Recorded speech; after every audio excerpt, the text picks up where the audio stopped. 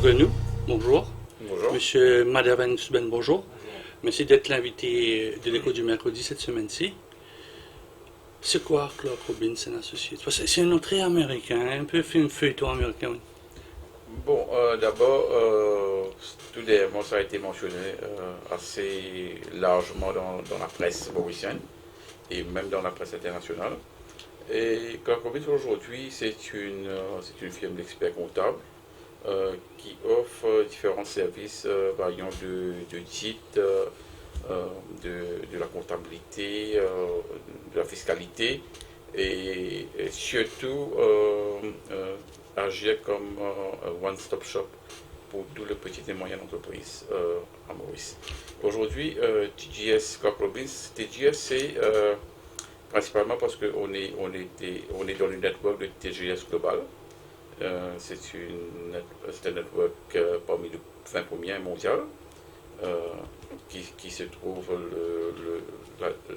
l'office se trouve en Angleterre. Et voilà, on est là comme le troisième pays dans le continent d'Afrique pour représenter TGS Global à Maurice. Qu'est-ce qu'il a fait? On va retourner un peu de ça parce que je sais que vous avez fait une présentation à Bagatelle. Qu'est-ce que vous avez fait aller vers TGS? Bon, d'abord, pour être c'est-à-dire parmi un network global, ça représente beaucoup pour une firme locale comme nous. Et c'est-à-dire pour avoir ce support qui est nécessaire pour donner des services de qualité à tous nos clients et surtout avoir cette expertise étrangère, internationale. Et là, je parle principalement des experts de pays asiatiques comme le Singapour, la Chine et le Hong Kong pour nous assister dans tous les assignments qu'on aura à Maurice, surtout avec la promotion de la SMIDA envers les petites et moyennes entreprises. C'est ça qui a fait que M. Suben a rejoint Clark Robinson Associates. C'est ça un peu. Étant, il y a un meilleur network, c'est ça votre le motto? Oui, voilà. Donc, l'opportunité m'a été donnée de joindre TGS Clark Robinson. Donc, comme M. Grenou vient de mentionner, donc le network, c'est un network international, 20 top 20 dans le monde. Donc, et aussi pour épauler, donc accompagner Clark Robinson ensemble. Et bien sûr, attaquer le marché local avec les PME. Et l'avenir, bien sûr, c'est l'Afrique au niveau régional. Quand vous dites le marché local de l'île Maurice et de Rodrigue, peut-être, quand je vois la quantité de firmes qui est dans votre domaine, là, la compétition, elle doit être very fight tight, comment dire, hein? Quand on voit des petites structures qui sont à peut-être 10-20 personnes qui sont en train de faire ça. Tout à fait, vous avez raison de dire ça.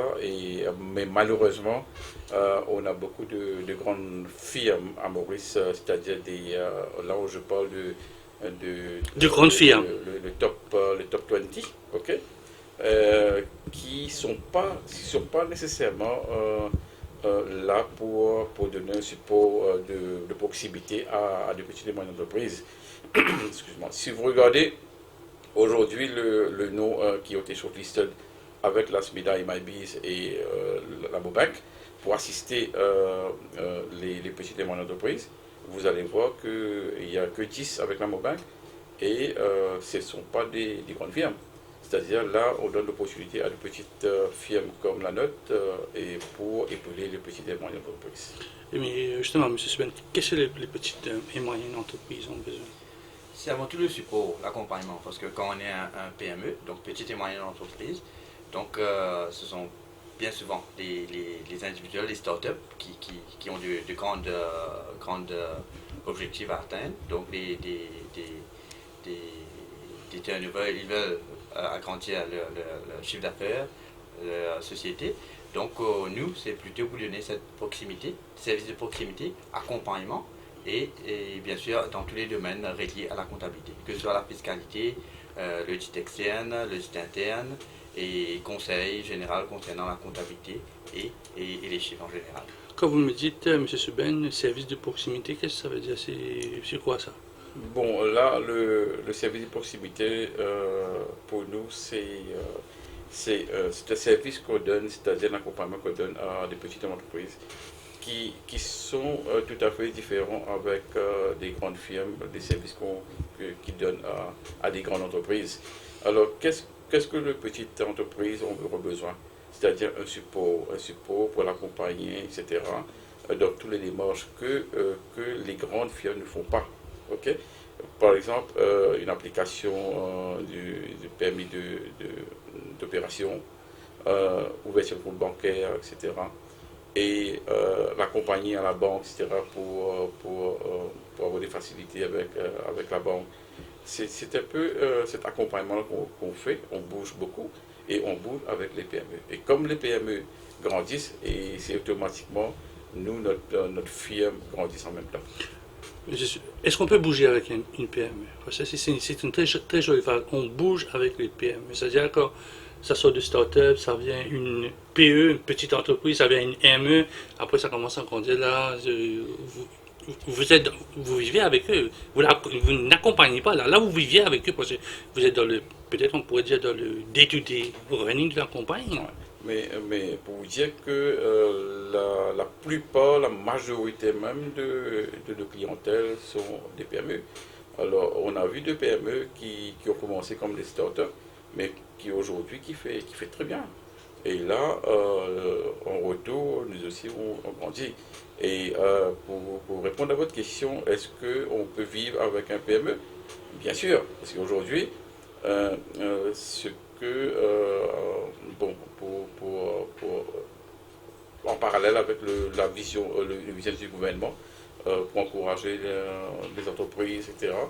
Mais je crois que nous aussi, on est dans le gouvernement et on continue avec le PME.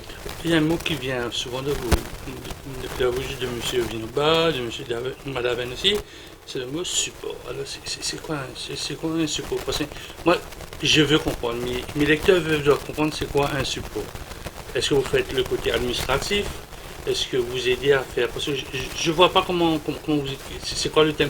Parce que quand je vois vous faites de l'audit, vous faites un peu de ce qui se passe après l'année financière, vous mettez un peu, vous voyez que tout a été fait correctement. Aujourd'hui, quand on voit le start-up qui vient chercher de l'aide, ce support-là, comme on dit, et il vient parce qu'avec aucune connaissance.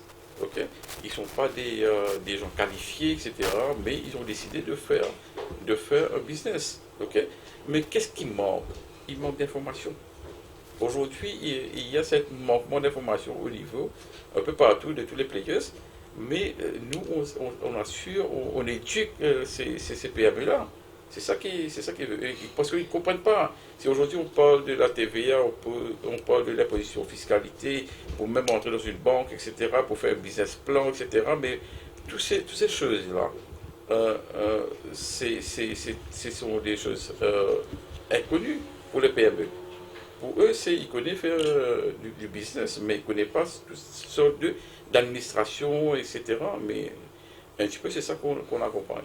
Pourquoi les PME? Parce qu'ils sont un peu dans le craftsmanship, parce qu'on dit ils sont un peu craftsmen, je ne sais pas, quelqu'un qui est un bon informaticien, c'est un peu à la mode de faire des applications, mais arrivé le jour qu'il faut vendre une application, c'est là où il faut un papier de TVA, il faut faire un bureau, il faut avoir des papiers de PMI. Pourquoi à certain moment que ça manque? Okay. Est-ce qu'on a des institutions, le gouvernement a mis MyBiz, il y avait la SMEDA, il y a les banques et tout ça. Pourquoi ces informations-là n'arrivent pas à ces jeunes-là, à ces ingénieurs-là? Il y a l'information, il y a aussi décision. Parce qu'en termes d'accompagnement, c'est aussi conseil à ces PME-là. Par exemple, s'il y a une firme qui veut grandir, donc il a une décision à prendre. Comment financer donc le growth? Donc on est là pour l'accompagner, donner le conseil qu'il faut. Par exemple, s'il faut passer par un emprunt ou par des couverts bancaires. Donc on est là et comprendre son business avant tout. Et à partir de là, essayer de le conseiller et bien sûr agrandir ensemble avec lui. Donc ce que vous me dites là, c'est-à-dire si je veux agrandir mon petit journal, il faudra que je pourrais passer par vous aussi. Alors qu'est-ce que vous avez à me proposer là? Ben, Il faut faire un business plan, il faut faire commencer, tout ça pour oui. Pour commencer le business plan, pour démarrer un business, il faut impérativement avoir un business plan. Premièrement, le business plan, c'est pour pouvoir démontrer son projet à la banque, au financier qui va financer le projet. Et deuxièmement aussi le business plan, on va s'en servir de cela dans le business pour agir comme un budget. Donc après une année, de comparer où on avait pensé être après par exemple 6 mois, une année, et où on est. Et à partir de là, s'il faut redéfinir une stratégie du business, à partir de là, donc on va conseiller l'entrepreneur qu'est-ce qu'il faut faire. Est-ce qu'il faut vraiment un business plan pour commencer un business? Est-ce qu'il faut ça? Parce que généralement, on peut avoir les sous, on a l'idée, on dit, ben, demain je suis dans un marchand de dalle pourrie. Est-ce qu'un marchand de dalle pourrie a besoin d'avoir un business plan pour acheter, je sais pas moi, un appareil pour faire des dalles pourries? C'est quoi d'abord un business plan? C'est ça pour expliquer l'idée que la personne, l'entrepreneur a dans sa tête, c'est ça qu'on met sur papier. Aujourd'hui, il a toutes sortes d'idées, il veut faire ça, il veut faire ça, il veut grandir comme ça, de cette direction, mais tout ça, c'est pas formel. Mais qu'est-ce qu'on fait, nous? On prend l'idée, on le transmet sur papier pour le rendre plus formel. Comme ça, il a le document devant lui, il peut faire une référence de ce document-là, et il a le plaisir de regarder son business transmettre sur un document formel. C'est un petit peu.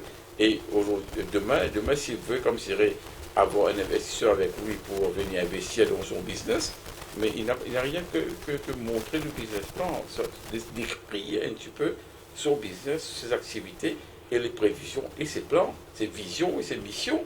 Ok?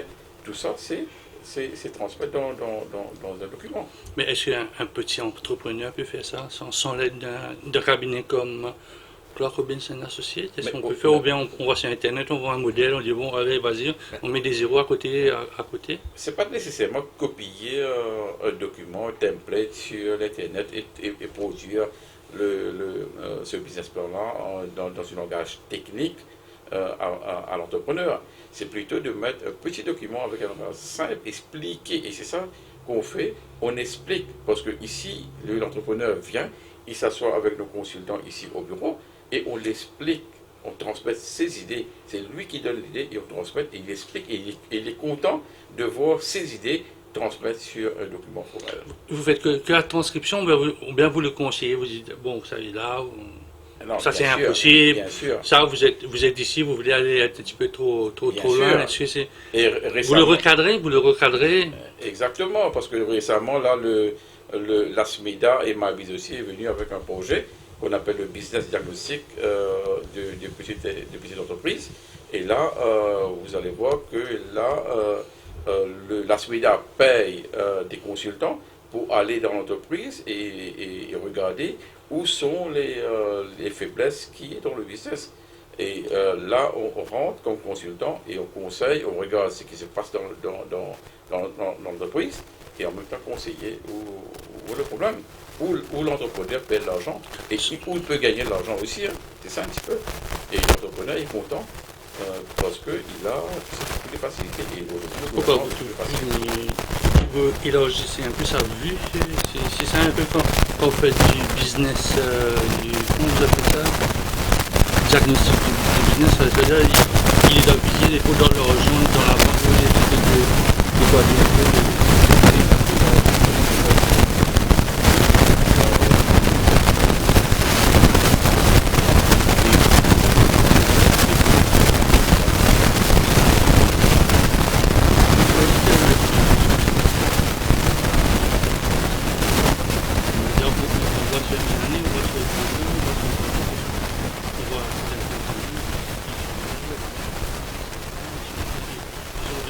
Même, je suis en train d'attendre.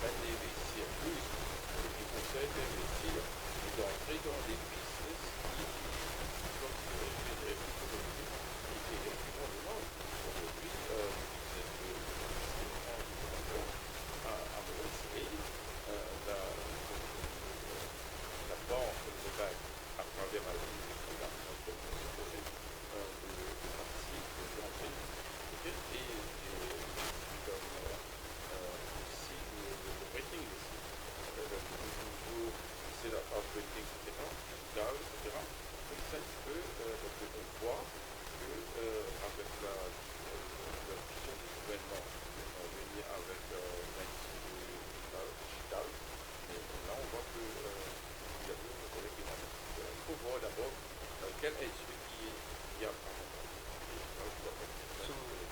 Sans rentrer dans les secrets des dieux, comme on dit, si je voulais investir dans une boulangerie, ça va marcher. Ça dépend de la localité, s'il y a une boulangerie, qu'est-ce qui va déterminer que je décide de faire une pâtisserie à part de ça? Monsieur Souben, qu'est-ce que vous décidez de me faire une pâtisserie?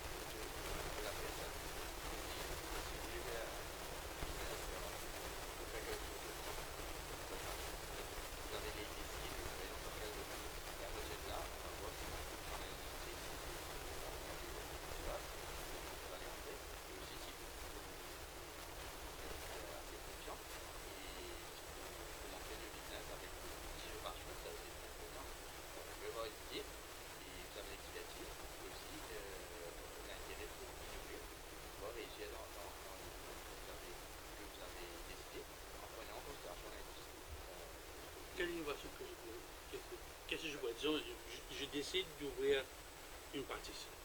Vous avez des personnes qui aiment la pâtisserie viennoise, vous avez, on appelle ça gâteau français Maurice. Quelle innovation que je pourrais apporter dans ce domaine-là? Qu'est-ce que vous allez conseiller à quelqu'un qui vient aujourd'hui, bon, je veux ouvrir une pâtisserie, je dois innover. En plus, sur l'éclair et la napolitaine, il n'y a pas beaucoup d'innovation. Qu'est-ce que nous avons? Mettre un petit raisin sur la napolitaine, c'est une innovation, ça? Oui, c'est le goût aussi. Enfin, nous sommes habitués à un certain style de gâteau, comme vous dites. Et pourquoi pas essayer de faire des trucs nouveaux et de présenter autrement, d'aller beaucoup plus peut-être, je sais pas, là je parle des idées un peu plus, je sais pas, aller vers le client ou bien le positionner là où il y a plus de potential buyers. Et c'est tout un ensemble. On ne peut pas dire directement à la pâtisserie qu'est-ce qu'il veut faire. Mais qui fait ça? Allez, potential buyer, c'est-à-dire c'est votre client qui va aller chercher, va compter le nombre de maisons, combien d'enfants il y a, de grandes personnes il y a dans sa localité. Mais c'est vous qui prenez ça, vous avez dans le bureau de statistique, vous allez regarder combien de personnes il y a dans le point, tout ça, vous voyez. D'abord, les entrepreneurs, quand ils viennent, allons dire, dans le cas de pâtissier, il a déjà l'expérience, ok? Il a travaillé dans des grands hôtels, en Afrique, etc. Mais allons dire demain, on ne va pas trouver quelqu'un qui est dans l'industrie de construction pour venir nous voir, pour dire non, maintenant je veux être pâtissier, ok? Mais tous les gens qui viennent ont déjà l'expérience, ils connaissent très bien les marchés, ils connaissent très bien le goût de la clientèle, etc. Et innovation, comme on dit, l'innovation, c'est principalement, hier c'était des gâteaux français, comme on dit, dans une petite boutique, dans un coin, mais aujourd'hui c'est différent. Pareil comme la bijouterie. Aujourd'hui, ils veulent, comme dire, innover avec plus de variété, avec un gamme qui est attirante, etc. avec le client. Aujourd'hui, qu'est-ce que les clients veulent? Ils veulent de la gamme, ils veulent de la qualité. Hein, ils veulent acheter un gâteau vraiment qui a, comme je dirais, un value for money. Ok? Alors voilà un petit peu, c'est ça l'innovation qu'aujourd'hui on voit, que ce soit les pâtissiers, que ce soit les bijouteries, il vient avec ce genre d'innovation. On veut faire de Maurice avoir un pilier informatique. Je mets de côté BPO, externalisation, mais ce côté-là, vous ne m'avez pas trop parlé de l'innovation, et portail, smartphone, application, programme. Maurice n'est pas dedans du tout, c'est votre avis. Quelqu'un qui sort de France, qui est un bon pâtissier, qui a travaillé peut-être aux Champs-Élysées, il va faire son... C'est du craftsmanship, entrepreneur qu'on appelle. Est-ce que les informaticiens, ils sont où dedans là? On a aussi, parce que là, on a pris des exemples seulement, mais dans notre portefeuille de clients, on a aussi des clients qui sont dans l'informatique, la technologie. On a des clients, on a un client par exemple qui développe des applications pour mobile. Donc l'objectif c'est d'avoir comme si les clients qui ont des smartphones et pouvoir acheter ces applications-là. Donc on a des clients dans différents secteurs, dans pratiquement tous les secteurs d'activité. Et qui cadre un petit peu avec la vision du smart economy, je crois. Ça c'est vrai, mais là on a parlé de l'exemple de boulangerie, mais quand même ça, il y a d'autres qui sont venus investir, surtout là récemment on a eu un client indien qui est venu avec l'investissement dans le digital de la smartphone, etc. Voilà, application mobile. Etc. Voilà. Donc, on peut faire toute réservation, etc. à travers un mobile. Donc, vous avez un network aussi, vous l'avez dit tout à l'heure là. Alors, l'Afrique, c'est pas l'île Maurice, ça. Est-ce que c'est plus difficile, ou bien étant donné que vous êtes dans un gros network, vous dites que c'est dans les top 20, c'est plus facile de monter à l'Afrique que pour travailler à Mais Maurice? aujourd'hui, pour dire l'Afrique, aujourd'hui, c'est pourquoi l'arrivée de M. Souban au niveau de TGS Clark Robbins, pour que je puisse avoir plus de temps pour regarder envers l'Afrique. Si aujourd'hui, on voit que l'Inde aussi est intéressée pour utiliser l'île Maurice comme une plateforme, ok, pour rentrer en Afrique, pourquoi nous, quand on est très près de l'Afrique, on n'exploite pas ces opportunités qui est présent en Afrique? Et surtout là, comme vous le savez très bien, que TGS Clark Robbins a eu l'exclusivité pour représenter TGS Global en Madagascar et à La Réunion. Et là, bientôt, on va faire une tournée à La Réunion et Madagascar et pour voir un petit peu toutes les opportunités qui se présentent dans ces deux pays-là. Et je crois qu'il y a beaucoup d'opportunités. Et surtout dans le domaine de l'externalisation, etc. Et pour donner un service de qualité dans le continent africain. Comme M. Kanou me dit, nous sommes très près de l'Afrique. Est-ce que c'est une position financière, ça, ou bien une position géographique? Aujourd'hui, on peut dire que si on prend une heure de vol de Maurice pour aller à Madagascar, on retourne C'est la connectivité. Vous parlez de connectivité, là. Parce que si on regarde vers l'Asie, qui est très difficile aujourd'hui avec la compétition, si on tourne vers la Chine ou le Singapour faire du business, c'est très difficile. C'est pourquoi ne pas regarder vers l'Afrique au lieu que l'Asie. Et je crois que l'opportunité est là. Si le gouvernement aussi a décidé de regarder vers l'Afrique avec tous les démarches qu'on a fait, les délégations qui sont parties en Côte d'Ivoire, etc., tous ces pays. Mais je crois que l'opportunité est l'Afrique et l'avenir est l'Afrique. Et l'Inde aussi et la Chine aussi ont vu que l'opportunité est en Afrique. Vous êtes d'accord que l'Afrique est facile parce que quand on regarde combien de compagnies mauriciennes se sont cassées les dents, est-ce que ça vaut le coup? Vous pouvez expliquer ça à votre contrepartie indien, vous dire comme ça, ouais, on va aller passer par Maurice pour aller vers l'Afrique, mais quand on regarde un peu les sociétés mauriciennes qui ont peiné en Afrique, qu'est-ce que vous allez dire à vos investisseurs indiens? N'empêche il y a toujours des investissements, des grands investissements d'Inde et de Chine qui partent à l'Afrique. Alors, si on ne veut pas comme si généraliser ce problème-là, que certaines entreprises ont eu des difficultés en Madagascar, etc. Mais il faut voir l'opportunité, pas seulement les problèmes. Oui, on est d'accord qu'il y a des problèmes. Mais si aujourd'hui, la Chine et l'Inde veulent utiliser Maurice comme hub pour entrer en Afrique, je crois qu'ils ne prennent pas des mauvaises décisions dans ce cas-là. Alors, ils savent très bien que le continent d'Afrique, et il y a beaucoup de choses à exploiter dans le continent d'Afrique. Justement, si là votre téléphone sonne, quelqu'un qui téléphone de Delhi vous dit je vais investir à travers vous en Afrique, vous allez dire quoi? Dans les minéraux, dans la recherche, dans le grosse domestique, dans quoi on peut investir en Afrique? Mais aujourd'hui, l'Afrique, c'est quoi? Il y a beaucoup de clients, on parle de milliards, on parle de croissance, on dit que peut-être l'avenir mondial, du commerce mondial va passer par l'Afrique. Parce que aussi, le niveau de vie de l'Africain moyen, ça augmente de jour en jour. Donc, de ce fait, donc le bailleur donc, il a plus de capacité à acheter, donc son niveau de vie monte. Donc c'est clair qu'on a besoin pas nécessairement de minéral, de trucs traditionnels en Afrique, mais ça peut être n'importe quelle commodité. Si un investisseur indien veut entrer dans l'Afrique pour vendre ses produits day-to-day products, ça peut être téléphone, ça peut être des chaises, ça peut être n'importe quoi. Donc le marché est là. Il suffit de bien comprendre le marché, il veut vendre quoi et quels sont les produits.